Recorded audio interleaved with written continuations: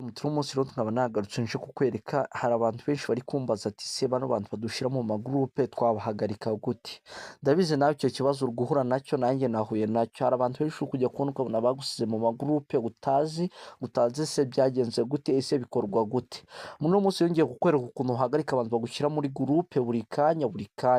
Wakibaza ngo birakorwa gute? Urafungura WhatsApp yawe ukoresha niba ari business cyangwa indi, uraza ukandi hano ngaha hano rero uraza wikandira ahangaha kuri aka gafoto aha ukigera hano rero uhita ugera muri setting ya WhatsApp. Ukigera muri setting ya WhatsApp urabona hano hantu handitse ngo ni privacy.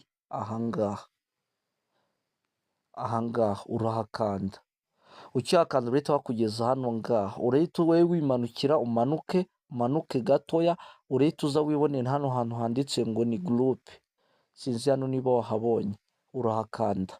Ndabongeza kandi kantu nako k'ubwenge, urabona ko hano ngaha n'urugero, hano hambere handitse ngo everyone, hano hantu ha kabiri handitse ngo ni my contact, hano hantu ha gatatu handitse ngo ni my contact except, hano hambere handitse ngo ni everyone, hano hantu hambere handitse ngo ni everyone.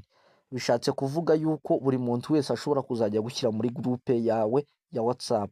Ariko hano ngaha hano hantu handitse ngo wowe icyo ukora rero ni iki, uraza hano ngaha handi handitse ngo my contact except, hano ngaha uhemeze wihitiremo nimero ushobora kugushyira muri groupe ukabyemera, cyangwa ushyira hano handitse ngo my contact. Nusanga hano muri everyone twandikire muri comment bitubwire.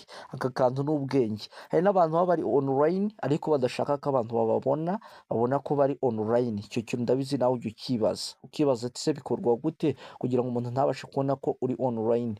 Uraza rero hano ngaha n'ubundi urasubiraho inyuma gatoya, uzi hano ngaha handitse ngo last see online. Ahangaha uraza hano ngaha hano handitse ngo